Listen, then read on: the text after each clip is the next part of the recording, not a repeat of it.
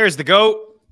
Quasenberg DFS joining Mean Streets here live on Game Plus Network or FTN Network YouTube page as well. Zac Graham in the house. All smiles, I am sure. I know you and I have been chatting about this draft, I feel like, for a couple of years, and the Spurs kind of slowly, maneuvering little pieces and doing things here and there to put themselves in place to potentially win the NBA draft lottery. And my goodness, this is the third time they've won the NBA draft lottery, and everybody is well aware, I'm sure, of the Twin Towers and what happened with the first two picks in Tim Duncan and Robinson. And now you win this NBA draft lottery, the Spurs. And I don't know, if expectations are too high, but there's already talk. No, it's no way. Clearly, I do agree, best prospect since LeBron, and who knows, maybe ever. 7'4", 8-foot wingspan. I see people talk about a mixture of Rudy Gobert mixed with Kevin Durant and Anthony Davis. If you were just to go into the lab and just kind of make somebody, create your own player, I'm assuming this is kind of the player that you would make. Maybe be a little bit more built, but what can he do? What can he do? Talk me through the emotions, man, and tell the people what I said yesterday on this show is that you went out and bought a pup and named him Wemby as a good luck charm. I did. And apparently a magic dog. First of all, appreciate you having me again, Chris. Always happy to join Mean Streets. And yeah, you heard me kind of giggling there. You saw me smiling ear to ear. I don't think that's going to stop for me, hopefully for a long time, but certainly throughout this off season. I've been going back and forth with some folks online and in person about just how high the upside is for Victor Wembanyama. And obviously people are coming at me more now because I'm the one that gets to stomp around. We got him, we're coming back, we're back, all this stuff. But just what you did there with the comparison, right? I don't think we've ever, that I can remember, I don't think we've ever had a prospect where you don't just compare him to a player, but you have to compare him to multiple first ballot Hall of Famers. And it has to be because he is an alien. And are there concerns about his stature, right? The kid is still growing at age 19. Sure. He has gone from 7'2", 7'3" now to reportedly 7'5". But we've seen guys, not quite to this extent, over the last, 10, 15, 20 years with, Kevin Durant, and you mentioned Anthony Davis. And I would bring Giannis into that conversation as well, as a guy who, when he was drafted, I think was 6'9" or 6'10", and obviously, kind of ballooned up to the 7-foot behemoth now, and not just his height, but his strength. And so, I don't think you want to put too much muscle mass on a body like Wembanyama. We've seen somebody like Kevin Durant when he was drafted. The hot take then was, he's going to fail in the league because he can't bench 185 pounds. Oh, and guess what? One of the greatest players of all time. And so you could go through all of the, quote unquote, red flags with any of these top prospects throughout the history of basketball and throughout the history of sports, right? I mean, I saw Woj. I don't know if I'm with him on the best prospect in all of team sports ever, but just the fact that that's being thrown out there, and while some people are reacting okay, let's pump the brakes, and I might be in that group as well, it just shows the promise that this player has and the reason why Spurs fans like myself are on cloud nine, and again, not coming down anytime soon. And the fact that all the other fans of teams in the lottery are shedding a tear this week. Oh my goodness. Absolutely shedding a tear. Are you kidding me? I loved the emotion from the Spurs brass when they found out that they had the first pick. You love the emotion. Game changer. I saw the comment from Waj too. I thought it was a little aggressive, but at the same time, I do feel like it's fair. In my lifetime, covering multiple sports and following drafts and draft prospects, I don't remember this type of hype. And from an NBA standpoint, it definitely is the best prospect since LeBron. And I've heard other people who have been around the game much longer than me evaluating the game talk about, at this point, for Wembanyama, the prospect himself, more so a better all-around prospect than LeBron. And LeBron was fantastic in high school. Like coming out, it's all anybody was really talking about, and he didn't let anyone down. But like in the same sentence as him and Kareem, like it's absolutely bonkers. You touched on the statue and the build a little bit, because I guess that's the only red flag that you can say, because some of these players that are kind of built like him, and not saying because he's 7'4", when he enters the league, he's going to be like the tallest player. I think he's tied with, I forget who, the tallest active player in the league. So it's still very rare, but some tall, lanky players don't really, like Giannis comes to mind and KD, they come to mind, but some other players, like injuries kind of catch up to them, and the physical aspect, they got to build into their body. But there's really nothing, like, what can you tell me about his game? Like in the French league, 21 elite points and boards, blocks, 3.1 blocks, 10.5 boards, 21.6 points. Everybody's seen the clip of like shooting a three and then going and get his own rebound. Like off, like just, if you watch this guy on like a highlight reel or film on YouTube or whatever, you're just going to be blown away and amazed of the things that he can do, and still is just super, super young. I know you like smiling this anyways. Like, this is not a homer thing. You know what I mean? Like, we've been talking about this generational player for a couple years now. Yeah. Like, what is he going to bring to the table in his first year in the NBA? Like, what is his numbers going to look like, do you think? I think they're going to be, you know, he's not going to lead the league in scoring. I don't think he's going to be man, some of these things I just haven't even thought about yet. Like, can he be an all-star next year? Like, probably not, but I wouldn't put it past the kid just because of how impressive he is.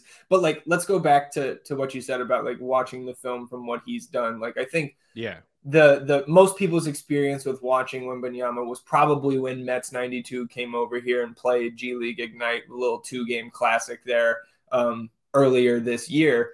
And he was fantastic. He was the best player on the floor. Like, Scoot Henderson showed out in one of those games as well. But Wemby was just unstoppable in that game. And of course, G League Ignite is not a one-to-one comparison with an NBA team, especially a good NBA team or playoff caliber type of basketball. But going back to when he was with Lyon 2 years ago, I mean, this guy came up through the club that Tony Parker owns. So that was always on the back burner in my mind. Like, man, we have this connection with this kid, and the team is obviously going in the direction of a tank, and holy cow, would it be great. Great is an understatement if that worked out for them. I'm, of course, still mind blown that it did. I had some worries when he left Lyon last year. I'm not great with the French geography, even worse at speaking French, so I'm not going to attempt the location in terms of the name for Mets 92, Metropolitans 92. They're the team that he went to this year, but watching some more coverage, like reading more about this kid and the reasons why he made that move, and his work ethic, both, in the gym, and his demeanor and behavior and attitude off the court. It makes sense to me now. And I was saying this a couple of weeks ago, not just because now he is coming to the Spurs. He went there to try to learn how to lead a team, because Asvel, the Lyon team, right, Tony Parker's team, is a EuroLeague quality team. Like, they have seasoned professionals, some veteran NBA guys that are over there. They had maybe somebody like a Gershon Yabusele is a name that maybe would be familiar to some NBA fans. So going to, like, he was playing around 17.5 minutes a game in that EuroLeague club with Lyon 2 years ago, and then was able to play that full, like, 32, 33, I'm the man type of role with Mets. And sure, like, is the competition lesser when he's not getting that EuroLeague run? Yes. But I do think his previous experience playing a role on a team at that type of level, EuroLeague, second best league in the world, and now getting a year of experience leading a club just in that French league, I think it's really promising. And the most promising thing as a Spurs fan right now should be his reaction to for San Antonio. He hasn't been drafted yet. His reaction to San Antonio winning the lottery, and the comments after in the interviews about, not only did he say he manifested it, saying he knew that the universe sent him a sign he's coming to San Antonio. He had great things to say about the organization, his relationship with Tony Parker, the nation of France and their relationship That's to right. the Spurs organization with Tony Parker and Boris Diaw and the like, you know, Nando De Colo for the diehards. Yeah, man, I'm over the moon. I've never giggled more in my life. It's incredible as a Spurs fan. And again, like, I think as an NBA fan, you know, if you're with the Rockets or one of those other Spurs rivals, I get not liking him going to San Antonio. But as a fan of basketball in general, I think it's hard to argue that it's not that it would be better for him to land in a spot like a Charlotte or even a Houston, if I can take a dig at my in-state rivals. But like San Antonio has, there you go. There's the magic pup for you there right after that envelope was unsealed. I think it would be tough to argue against San Antonio. Maybe not the best place for him because, you know, who knows how long Popovich is going to be around. I think he might stay around a few more years. I think he may as well. You know, Spurs have 5 years with him, and it's a conversation for another day how they should structure going forward and how quickly they should try to make a push because this team has a lot of cap space and they have to get to that salary floor this year. But just looking ahead just a little bit, I think next summer they should have enough cap space for 2 max slots. And who wants to come win a title in San Antonio?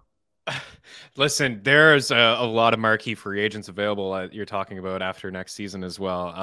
I just honestly, as a Dallas guy, I was like, I was, you know, selfishly, I think between the two, you know, San Antonio and Houston, I was thinking maybe Houston because I just don't believe in them and as an organization to kind of like build properly around him and support, like get a good supporting cast around him. But the Spurs are just a first class organization, right? They've gotten it done for years. They're well coached and they just get it. So they've got the draft capital too, Chris, like the DeJounte Murray trade, the DeMar DeRozan trade, even the Jakob Poeltl trade. Like they have Derek White trade. They have unprotected Hawks picks, unprotected swaps. They've got lightly protected first. They've got a top 1 protected swap with Boston in 2028. Who knows if Boston is good 5 years from now? Like, and they can move some of those assets. You may not have to just build through free agency. You can go out and take a swing or two in the trade market as well. So Brian Wright has done a fantastic job setting up the franchise for this to occur. And it's all coming up silver and black right now. It really is. I'm so jelly. Another 5 championships, I think, headed your way for sure. It does seem like we'll take one, man. We'll take one. You're not greedy at all. No. It does seem like the perfect match. And I saw the quote too. I was listening to him talk about Tony Parker and wanted to be the first French player taken, you know, an NBA draft. And it just seemed like it was just it almost seemed like it. People talk about the NHL draft being rigged. I don't know. Maybe the NBA one was rigged a little bit, but good for you. I did tweet the video. I'm going to post the link inside the description as well. It's great. You and Pfeiffer together during the draft lottery and the emotion. And I love it. That's why people hang out on the show. We're all sports fans. We've all been there. We get excited about our teams when certain things happen. It's fantastic. I still want to talk with you about Wemby and I got a mock here. I want to show you in a second, Quan. Just wait 1 minute. I just want to know, like, and I know you play a lot of DFS and maybe fantasy basketball or dynasty and keeper leagues, not totally your thing, but like Jokic was #1 in fantasy basketball this year, SGA 2, Embiid 3, Tatum 4, Bridges like was the 5th best fantasy basketball player this year. Like he was unbelievable down the stretch of the season after the trade. Vucevic, Mitchell, like where does he fit into a redraft? Like DFS aside, like if you're just doing is this guy a first round pick? Like I would assume so that people are going to be taking him and thinking about him after the first 4 or 5 guys are off the board. Yeah. I obviously have not dove in too deep to, my 2023-24 season long rankings, but you got to think that the ceiling is there for that type of draft capital in season long leagues. And not just that, like I think we'll be having a pretty significant conversation about where do we take him in best ball next year too on sites that offer that. Like, because again, I think the Spurs have a big decision to make. Do you kind of try to go for it next year and go for it in the sense of, can you get into the play-in? Can you maybe get up to that 6th seed? Obviously a lot of that, we have to wait to see how good Wemby is, how everybody else can kind of fit in around him, because they do have a lot of good pieces. And when I say good, I'm talking third, fourth, fifth option on a championship team with your Keldons, your Devin Vassell's, Jeremy Sohan, who had a very promising end to the season last year after I thought he got up to a pretty slow start. And again, they've got cap space, and could they? I mean, Chris, I know I'm diverting just back into total Spurs talk here and not fantasy, but could they trade for somebody like a Chris Paul, a distressed asset like that? Trey Jones is a free agent, so like I want to bring him back, but again, I think they can do a lot of things to kind of maneuver around what they've got right now, not lock themselves into a long-term, core here, and continue to build around Wembanyama. In terms, going back to your actual question here and delaying no longer, absolute ceiling of first-round pick, probably not top half of that first round, but anything later than like top of the third, I think that's an extreme value, because the guy's going to come in, contribute high statistical values in across the box score, every category, pretty much right off the rip. And again, the only way I can see it really going sideways with that high draft capital we think we're going to spend on him is if it doesn't come together and the Spurs shut him down a little bit early when it's crunch time for not just your season-long teams in those playoff matchups, but you're advancing throughout best ball tournaments, and you really need those guys that you draft early to play throughout the regular season. Yeah, I think redraft and best ball, certainly there's a case to be made for a low-end first-round pick and just kind of taking that upside. But I know people are going to be very aggressive from a keeper and dynasty standpoint. Yeah. I know everybody's keeper leagues are very different. I'm thinking about a couple of my keeper leagues where you keep 2 or 3 guys. This guy's just going to be the first overall pick in those formats. Like, there's just studs that are kept for years, like Tatum and Brown. Like, certain younger players have just been kept. And again, I know everybody's format is a little bit different, but if I'm starting a fresh fantasy basketball dynasty league, I'm probably thinking about him like 3 or 4 overall, and just like growing through the growing pains of the first couple of years, but just having that stud on my team. So that's fantastic. Here's the mock that I came up with. I don't call myself an NBA expert at all. I may be just off the rails here with Scoot Henderson just second overall straight up to the Hornets. Obviously, Wemby there at pick 1, Brendan Miller at 3. I've kind of seen him all over the place. I know there's some off-court issues that, just wanted to bring to people's attention. But who knows with the Trailblazers? I think that they're a team that could maybe trade back. You got the Twins there, and Amon and Asir Thompson. I got Amon to the Rockets, and then Asir to the Magic. I had the Mavs, like, selfishly, Hendricks kind of falling down there. I think he's a guy that could maybe jump up a little bit, but we don't have to go into too much detail here, Zach, but what do you think of this board? Is there a prospect that, apart from Victor, that you really do like? Well, I like I like a lot of these guys, and I don't think there's anybody in here that I would say, oh, like I don't see that guy going top 10. I think there's guys like, you got Taylor Hendricks down there at 10. I think he could go a little bit higher. Cam Whitmore, while I think he could absolutely be the pick at 5, and I would not hate that either. I think he's a guy that could also slide down to that 8, 9, 10 range, and I do think the Thompson brothers, like Amon, is in all likelihood going to go first, but I think they could also slide a little bit. There's just a lot of uncertainty for me after the top 2 in terms of prospects. Like, obviously, I have Wemby in a tier of his own, and I think Scoot Henderson is just a little cut above the Brandon Millers and the Amon Thompsons. But there's also a case to be made every year for these big wings like Brandon Miller, like Cam Whitmore, like a Taylor Hendricks, even though Hendricks, obviously, like, I don't think he's a guy that's been kind of shooting up draft boards over the last couple months, like the UCF guy, like those type of 6'7" to 6'10" wings who can score, who've got that size, they've got the strength, they can get to the rim. Those are the guys you see on these championship winning teams, right? Your Jason Tatums, guys like that. So and the Hornets themselves are in a little bit of a bind here because you've got LaMelo Ball, but his extension, like he's extension eligible very soon. Are you going to pair him with Scoot? There's only one ball, and I know that's a cliche, but like it's true with those two guys, and I'm super high on both of them. So, okay, so you say maybe we're going to pass on Scoot because of LaMelo, and we're going to take a guy like Brandon Miller. But okay, say what you want to about the off the court issues for a guy like Miles Bridges. We don't need to get into that now. I, of course, have thoughts. They're not great, but if that is in the past and his suspension is in the past, the Hornets are going to sign this guy. And so like Brandon Miller, Miles Bridges, like I do think I would take Brandon Miller over Bridges, but again, it feels a little bit redundant. So at the end of the day, if you don't trade out of that pick, you probably just take the best player available. To me, that's Scoot. So I'm with you there on him going to the Hornets at 2, but I think they could maybe shift around there. We know you mentioned the Blazers could trade out of that pick. I think that some, rumors, whispers about them shopping that pick around, trying to use that to bring in more pieces to build around Damian Lillard. And they continue to go in the opposite direction of what I've been saying for 2+ years now.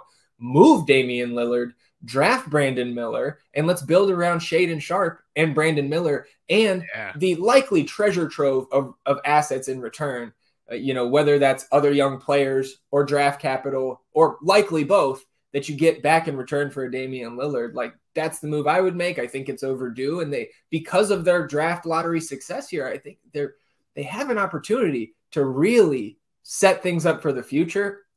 Doesn't appear that they're going to do that. So it'll be interesting to see who wants to jump up and get Scoot or Brandon Miller. It might be Houston, because you look at somebody like Amen Thompson. I know he is a sizable guy in terms of a primary ball handler, but James Harden, it appears, is coming back to Houston.